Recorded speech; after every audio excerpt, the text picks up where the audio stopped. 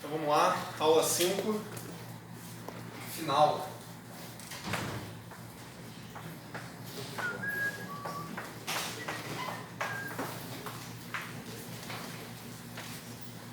Revisão rápida da aula de ontem e depois vamos botar a cereja do bolo, né? A gente já fechou ontem, desculpa ter atrasado 10 minutos ontem a aula, né? Fugiu um pouco do planejamento, mas a gente fechou a ementa ontem, né? Então eu vou revisar as coisas mais importantes da aula de ontem. E a cereja do bolo vai ser discutir um pouco de simetria de calibre, mas vai ser só um pouco, até porque não quero atrasar hoje, né? Porque é muito importante que hoje não atrase. Então vamos lá, revisão rápida da aula de ontem. Tinha uma coisa relevante para falar, não estou lembrando. Vamos ver se é tão relevante assim. Vamos seguir. A gente viu ontem SUN, né? E representações. Deixa eu dividir aqui, senão eu abuso do espaço. A gente viu SUN, fiz uma coisa mil vezes, né? Matrizes unitárias, determinante 1. Isso aqui, indo para a álgebra, como a gente fez diversas vezes, né? Vai dar para a gente matrizes hermitianas de traço nulo.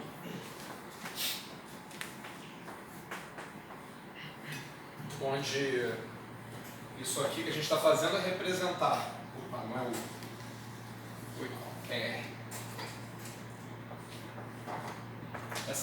Essa matriz como sendo exponencial de parâmetro gerador.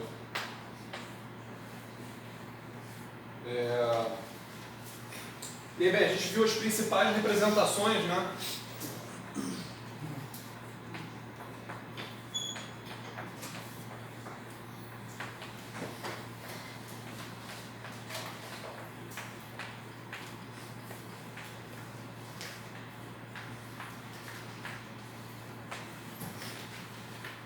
Do SUN, pelo menos. Vou fazer um comentário que alguém fez uma pergunta, foi o Picasso que fez.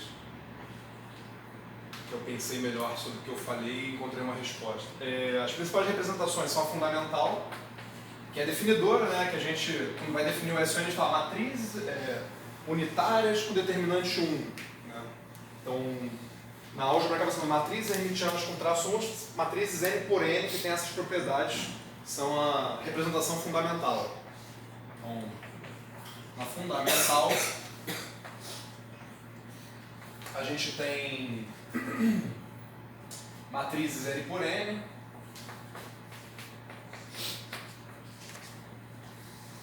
aqui o SUN está com minúscula, né? Hermitiana de traço nulo.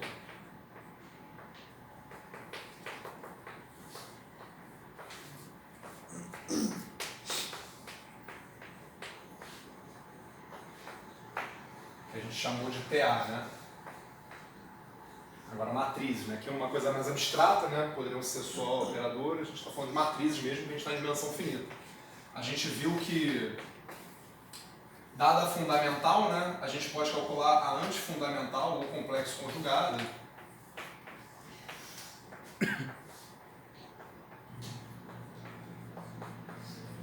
Tomando T A igual a menos T star A.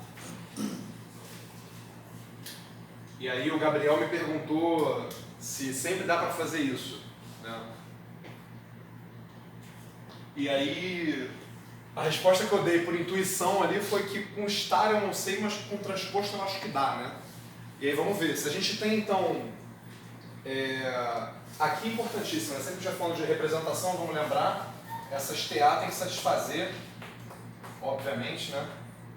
A álgebra de liga a gente está interessado, né? FABC, TC. Senão elas não são representação. Então, se a gente tem essa relação,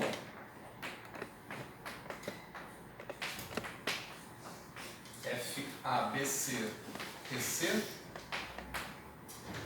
então vamos ver se com essa proposta, que eu vou chamar de T-til também, mas que vai ser, nesse caso aqui é a mesma coisa, mas no geral é diferente, né? Mais geral.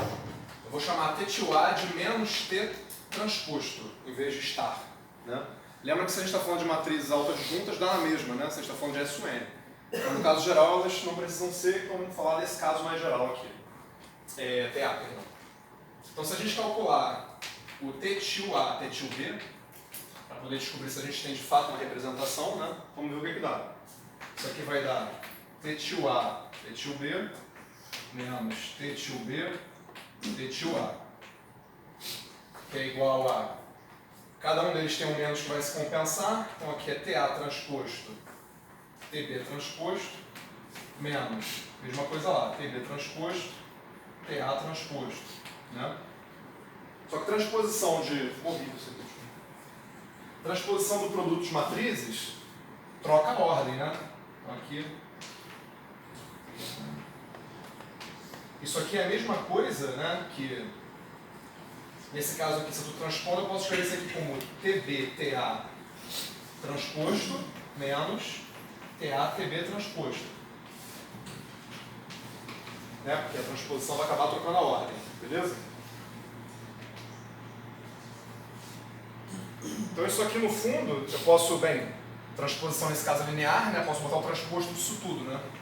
Então isso aqui é a mesma coisa que TB-TA, tudo isso transposto.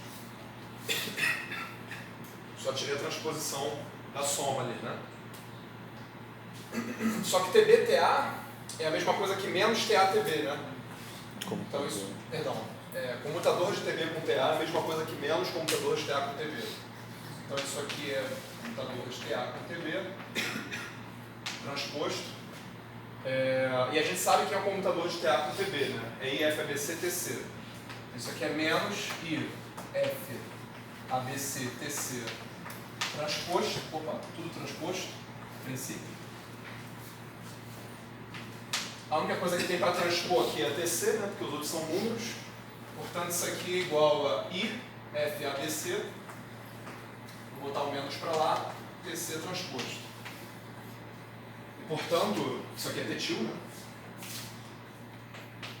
Os TTIL assim definidos, de fato, são uma representação.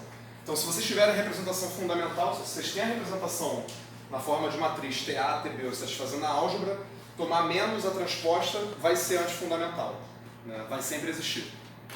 Então, essa dúvida que ele tinha colocado. Para finalizar, né? TTIL-A, TTIL-B é igual a IF-ABC, TTIL-C. É a representação.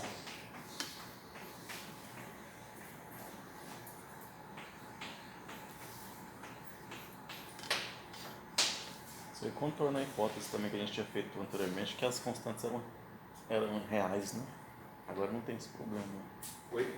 Não, são números. Elas têm que ser números, porque elas são coeficientes. Sim, mas... Agora, sobre elas serem reais, eu vou fazer uma afirmação também. Calma. Mas calma, nesse caso, tomar a transposta, mesmo que elas fossem complexas, né, tomar a transposta delas é elas mesmas. Não, exatamente. Na demonstração que a gente fez dessa aqui, a gente supôs que elas eram reais. Ah, não precisaria usar que elas são reais. Exatamente. Maravilha, mais um passo bom. Mas, de qualquer forma, nesse caso, aí eu posso falar... Gente, eu não preparei a aula de hoje não, tá? Então, assim, tá indo no talento. Se vocês puderem ajudar, eu posso estar fazendo... Isso aqui pode ser mentira que eu estou fazendo. Então, não acreditem em nada que eu vou falar hoje sem antes pensar, entendeu? Quanto mais a gente andar, maior a probabilidade de eu estar falando besteira. A segunda coisa foi que o Gabriel tinha perguntado, o outro Gabriel, agora, o Gabriel Freitas, tinha perguntado sobre as constantes serem reais, né? E aí, nesse caso, a gente está trabalhando com representações unitárias e lineares, e as TAs são, portanto, hermitianas, né? A gente tem isso no SUM, a gente pode garantir isso. Então, o que eu pensei foi, vamos tomar um Dagger disso aqui,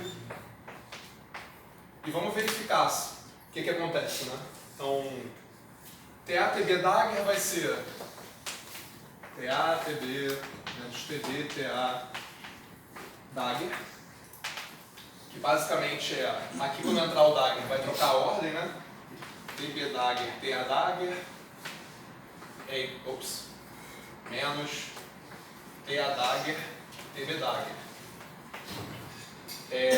Só que bem, elas são hermitianas, né? Então isso aqui é a mesma coisa que TB, TA, né?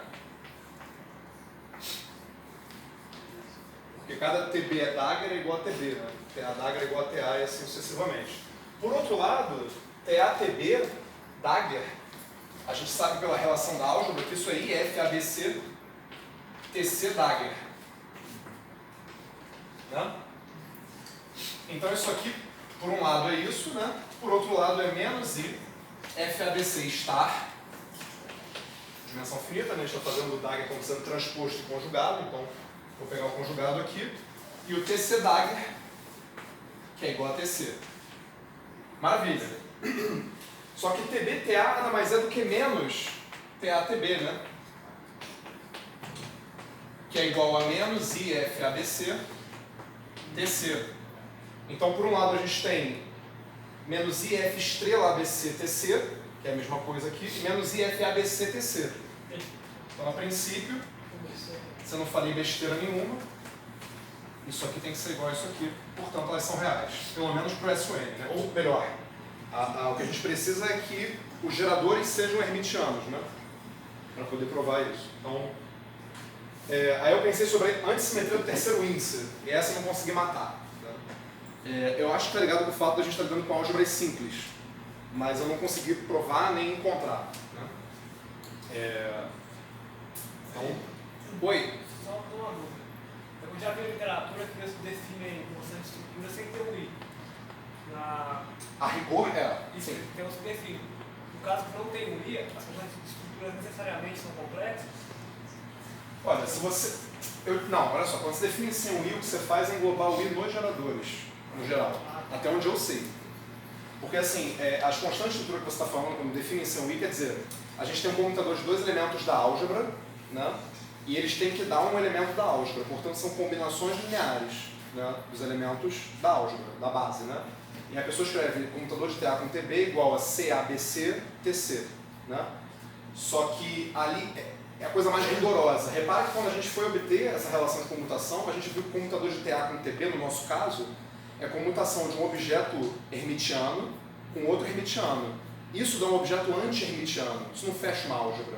Né? Então, quando as pessoas usam sem o I, é porque elas já estão fazendo fechar uma álgebra. Elas estão pegando objetos hermitianos ou anti-hermitianos e dando objetos hermitianos ou anti-hermitianos do outro lado. Né? Então, você teria que redefinir os geradores para que eles fechassem uma álgebra rigorosamente. Para não ter que fazer aquele truque. A gente botou um sobre I embaixo do coisa para poder ficar hermitiano. Não sei se vocês lembram. Né? Então, quando aparece isso, você já incorporou dentro dos geradores o I para você poder fechar a álgebra rigorosamente.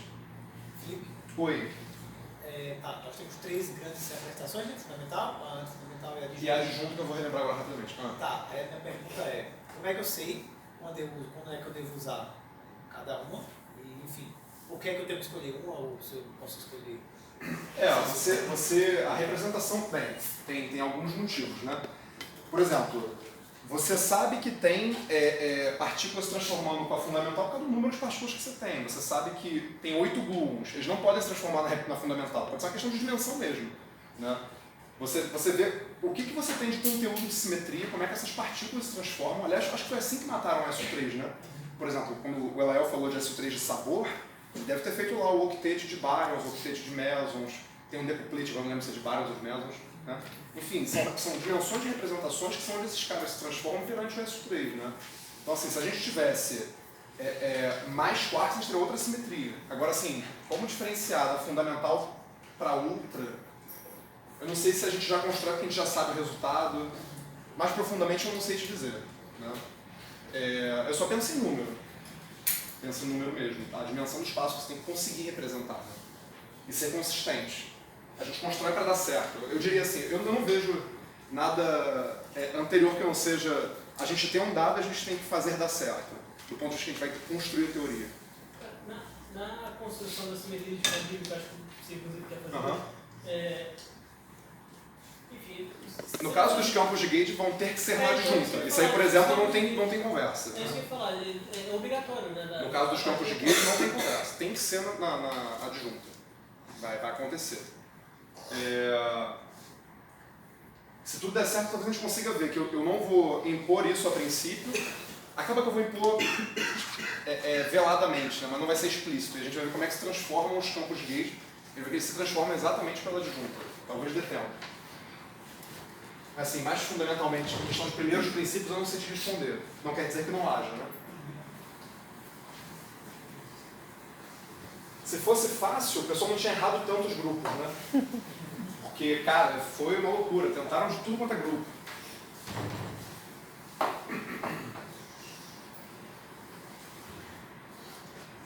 Inclusive na eletrofraca, o próprio Weinberg fala, depois que ele sacou que era SU2 Cross 1, o resto foi só rodar a manivela, né? Para montar o modelo, né? Que fica claro. Agora, pô, para sacar que era SU2 Cross 1, sinistro. Isso é o meu modelo, né? E a última que a gente viu era a adjunta. Essa aqui sim é mais fundamental, né? No sentido que, como a gente viu, isso aqui é representar a álgebra na álgebra, né? Essa aparece já na estrutura, né? A gente não precisa procurar por ela já está lá. E a gente viu que, grosso modo, a gente tem, quando a gente tem os geradores na adjunta, gerador A, elemento de matriz BC, né? É dado por menos I, constante estrutura FABC. Deixa eu fazer um comentário. O pessoal começou a acreditar nesse papo de quark e na ideia da Whitful Way quando o Gell-Mann falou, olha, tem um certo espectro, não me lembro qual, eu acho que foi a ômega menos que acharam, que para poder ficar perfeito e consistente com o que ele estava falando, precisava achar uma partícula, que era a ômega menos, com uma massa de tal tamanho, com tais números quânticos, etc e tal. Ele falou, olha, se achou essa, fechou. Aí eu digo, putz, tu está inventando, vem com essas regrinhas aí e tal. E alguns anos depois acharam exatamente aquela partícula com aquela massa, com aqueles números quânticos. E ele falou, pô, peraí. O cara previu, teoricamente, usando o que a gente está usando aqui, grosso modo, né? E descobriu uma nova partícula. Então, assim, talvez ele esteja certo. Né? Até hoje eu acho que está bem consistente. É claro que, assim, como ninguém vê quark solto, digamos assim, tem muita gente que duvida, né? Mesmo com dados de espalhamento inelástico, o pessoal fala assim, ah, não, talvez não sejam quarks, talvez, sei lá. Pode ser. Sei lá. Mas que é tudo consistente, Então a gente achou essa adjunta, e daí eu acho que a gente já foi direto para tentar construir tensores, né? Então se a gente estiver falando só para dar exemplo rápido, né? Eu estou com dúvidas se... Já são 4 mil. Ah, tá. Pelo menos eletrodinâmico acho que vai ser... Se a gente vai falando de SU2, então, né? A gente viu que na fundamental a gente podia descrever, né? Usando as matrizes sigma, basicamente, sigma A sobre 2, né? Aqui. E aí, basicamente, o que eu estou querendo dizer? Se você tiver alguma coisa que se transforma num dublete de SU2, né? Por exemplo, na eletrofraca a gente tem um dublete que carrega o neutrino do elétron e o elétron left. Né? Eu quero dizer que ele vai se transformar com exponencial de I, θ A, sigma A sobre 2, dublete do elétron. São de dublete. Dublete do SU2 são que se transformam pela fundamental, portanto. Né? Antes disso tem o singlet, que eu esqueci de comentar, porque ele é trivial. Um singlete de SU2, por exemplo, o elétron right, é um cara que não vai se transformar. Ele é um escalar perante essa transformação. Se a gente está falando de simetria de cor, é importante ter um singlete, né? Porque a gente não observa partículas coloridas. Então, qualquer representação de televisão tem que ter pelo menos um singlete para guardar as coisas lá. Mas poderiam ter também tripletes, né?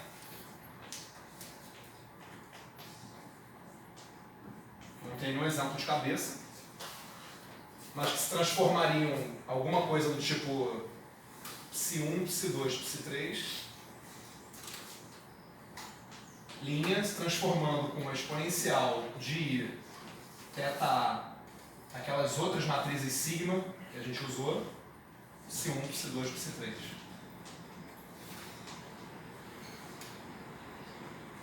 Essa seria a representação triplete do SU2, né? Que é a adjunta nesse caso. Então, só para vocês terem noção da nomenclatura, mas, seja um dublete de SU2, um objeto com duas se transforma em ponto fundamental, por aí vai. Né? SU3, o triplete já seria fundamental, objeto de 3, né? Porque tem dimensão 3 as matrizes que a gente está usando. e o octete seria a adjunta, né? Então, se transforma com o octete, é na adjunta.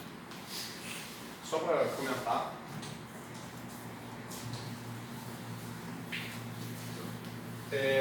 Você sabe como é que as coisas se transformam olhando para os números quânticos delas, né? Então, por exemplo, a gente vai ver os dupletes de leptons, o Higgs, a gente dá os números quânticos deles, a gente sabe como eles se transformam, né?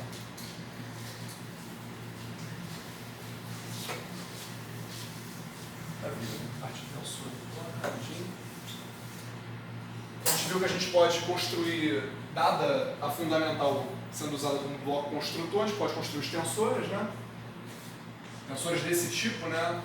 TIJ, linha, sendo RI, K, R, JL e KL, né? Onde essas R pertencem ao SUN. A gente viu que a gente pode separar esse tensor em parte simétrica e antissimétrica.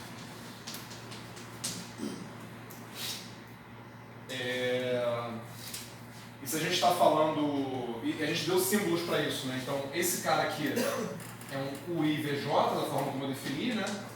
Portanto, são dois caras se transformando na fundamental, e a gente deu nome para isso aqui, né? Fez um desenho assim,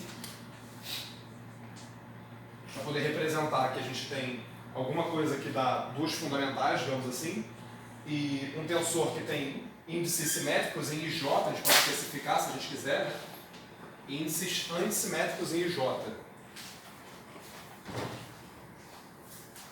Então, os principais tabuleiros que a gente obteve, não vou andar muito nisso.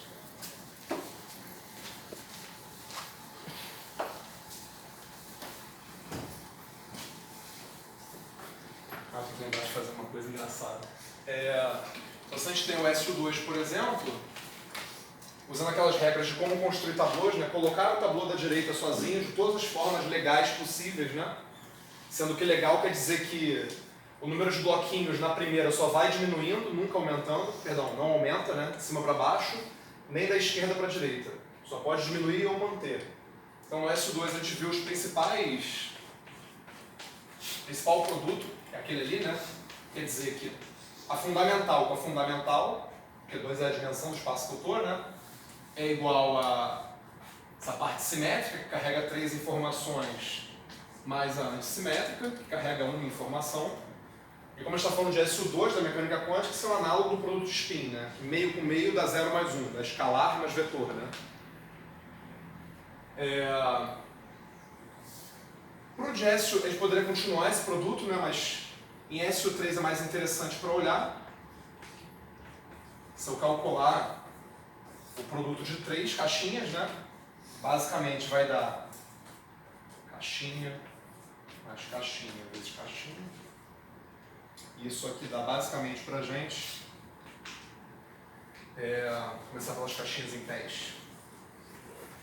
Caixinha em pé a mais essa caixinha esquisita aqui, mais caixinha deitada. E se vocês fizerem aquela contagem que eu ensinei para vocês, que eu não vou repetir, né? Vocês vão obter que isso aqui é igual a 1, 8, 8, e aqui, peraí, 3, 4, 5, 20, 10, 26, 27, 27, tá certo. Então a gente vê aqui, né, as representações que o Léo mostrou, você está falando de SU3 de sabor, aparecendo o singlete, aparecendo os octetes, né, e o decuplete. Falei mais alguma coisa de relevante, né? Me lembra se eu falei mais alguma coisa? Acho que foi só isso, né? Acho que esse foi o conteúdo da aula de ontem, né? Maravilha. Meia hora de revisão.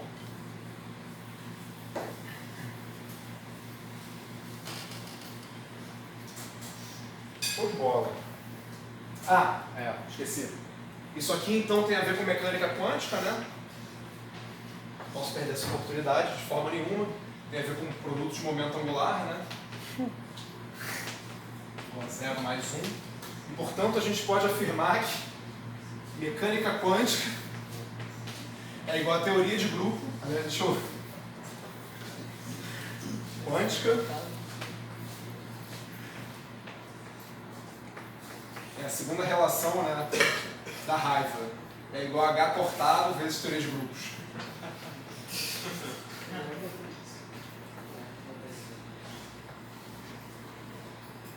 Essa é a segunda em ódio, né? A primeira é que grupo é exponencial da álgebra, né? Você veio falando? Então, ponto que é igual a cortar no exponencial da álgebra. Sendo consistente, né? Maravilha. Eu não vi que tipo. Eu vou descobrir.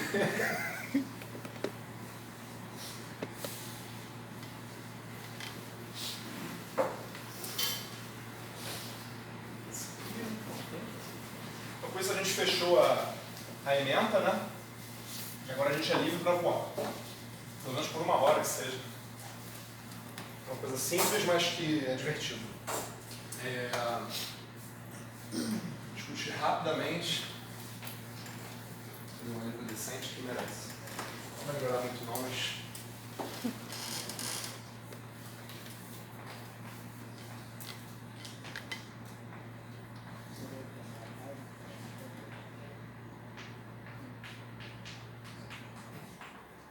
Não dá tempo, né, de fazer grandes coisas, né? A gente tem pouco tempo.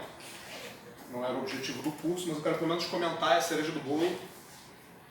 Fazer uma conta simples, sem rigor, mas para vocês poderem ver como é que é construído, né, o exemplo mais simples do que a gente usa para construir um modelo padrão. Né? Eu acho muito bonito. Então vamos pensar o seguinte, tudo que a gente está falando agora são simetrias globais, né, que eu falei desde o início. Os tetas são números, são parâmetros que a gente está dando. Eles não dependem da posição. Eles são o mesmo número para qualquer posição. Então, se você tem um campo que está se transformando, ele está se transformando com os mesmos parâmetros, independente do ponto do espaço-tempo que a gente está. Né? E aí, em 1954, Young e o Mills pensaram. Falando deles, é claro que isso que eu vou falar é anterior a Young e Mills, né? Mas só para... Poxa, é mais razoável, seria mais razoável se a gente estivesse procurando teorias cuja transformação depende sim do ponto do espaço-tempo. E o que a gente obteria se a gente impusesse que a simetria depende do ponto do espaço-tempo em questão? O que a gente ganha se a gente impõe isso? A gente impõe as simetrias porque a gente ganha na natureza, né? Agora vamos impor que, por questão de ser razoável, a princípio, né, que elas dependessem do ponto. Vamos ver o que a gente ganha, né? Então vamos começar, por exemplo, com a Lagrangian. Todos os nis que vocês verem são só I, A, B, C, que nem a gente está usando. Não precisam se preocupar com nada de notação covariante. Finjam que são índices como na álgebra linear. Se precisar de alguma coisa, eu aviso. Né? Então vamos pegar um lagrangiano de um férmion, de um elétron, né, livre, massivo. Esse é elétron, né? É massa, né? Eu vou escrever aqui. Ipsi barrado, gama mi, dmi, psi, menos psi barrado, psi. Para quem nunca viu um psi na vida, ele vai ser o nosso elétron. Não se preocupem com nenhum detalhe técnico dele ser um psi, que é o que a gente costuma usar para espinores. Para quem nunca viu um barrado na vida, não se preocupem, vamos tratar como se fosse um dagger. É quase um dagger. Para quem nunca viu uma gama mi, são só matrizes. Ignorem que tem aquelas matrizes ali, é como se fossem nossas sigmas A's, sem problemas, né? E para quem nunca viu um dmi na vida, são derivadas. Né? São derivadas na posição e no tempo. Mas podem tratar como derivadas, sem problemas. Então, estou apresentando vocês amigavelmente. Esse cara aqui é o elétron meio que dagger. Isso aqui são tipos sigma, né? Isso aqui são derivadas. E aqui é o mesmo elétron de antes. Beleza? Beleza. Se a gente olhar para essa lagrangiana, a gente observa de cara, né, uma simetria global. Do tipo que a gente estava estudando. Mas uma que a gente não estudou. Qual é essa simetria global? Que transformação eu posso fazer nos meus campos psi, de modo que eu não mude essa lagrangiana? Colocar uma fase, né? Se eu mudar esse campo para um E na I θ, né? Ou seja, se eu propusesse transformação aqui, E na I θ, onde esse θ é um θ número, né, do meu campo, e consistentemente impuser que o meu campo barrado vai se transformar com E na menos I θ, uma vez que eu disse que ele é basicamente um dagger, né, a gente vê que nesse, por exemplo, aqui, se a gente transformar, esse E na I θ come esse E na menos I θ, e dá na mesma, e aqui dentro A gente tem um N menos Iθ que vem daqui. Isso aqui são matrizes, são derivadas. Aqui ninguém depende da posição, perdão, os campos dependem da posição, mas não o θ a princípio, né? Então aqui tem um N Iθ, aqui tem um N menos Iθ. Passam direto, se encontram, são felizes para sempre, dando 1, né? Então, essa lagrangiana aqui tem essa invariância, que é uma simetria U1. Ou seja, é só uma fase, né? Uma transformação unitária de uma dimensão. Que a gente não estudou porque a gente estava interessado em simetrias um pouco mais complicadas, não abelianas, né? SU2, SU3. Essa aqui é a mais simples possível que a gente está acostumado de ver na vida da mecânica quântica. Muito bem. Então esse lagrangiano tem essa simetria global. Né? Maravilha. E se essa simetria fosse local? E se eu impuser, agora eu falo, olha, se eu tentar fazer ela local, a gente vai ver que não vai dar certo, e no pedaço que não vai dar certo. Mas vamos supor que eu vá insistir nisso. Então vamos lá. Por que não vai dar certo? Né? O termo que tem psi barrado, dni psi, estou ignorando, nossa, isso foi. Estou ignorando o i, a gama mi, etc e tal. Quando eu transformar esse termo, o que vai acontecer? Vamos lá. Aqui eu vou ganhar N menos Iθ, que agora depende de x, psi barrado. Aqui eu tenho dmi, que é uma derivada. E aqui eu vou ganhar N Iθ, que agora depende de x, vezes o psi. Se isso aqui é um operador de derivada, vale a regra de Leibniz, eu vou fazer uma distributivazinha aqui, né? Então isso aqui é a mesma coisa aqui. N menos Iθ, depende de x, psi barrado. Agora vamos lá. O dmi vai atuar nesse cara, porque agora o θ depende de x. Antes era só um número, agora não, agora é uma função, né? Então ele vai atuar aqui em cima, vai derrubar esse i na θ, né? I na dmi θ. E vai repetir o resto, né? Só derivei o primeiro. O nome exponencial tem que repetir isso aqui, para fazer a derivada, né? E agora vamos ignorar esse cara e vamos passar direto no psi, né? De x, dmi psi. Opa! Esqueci de fechar. Show de bola. Então esse primeiro termo aqui, a gente vai ter i psi dagger, perdão, psi barrado, dmi θ. Agora sim, né? Esse N menos Iθx com esse N Iθx vão se matar e vai sobrar o psi. Se matar é meio forte, né? Vão se cancelar, desculpa. Tempos de guerra, tempos difíceis. E naquele segundo termo aqui, quando a gente fizer a distributiva, eles vão se cancelar também e vai sobrar o terminho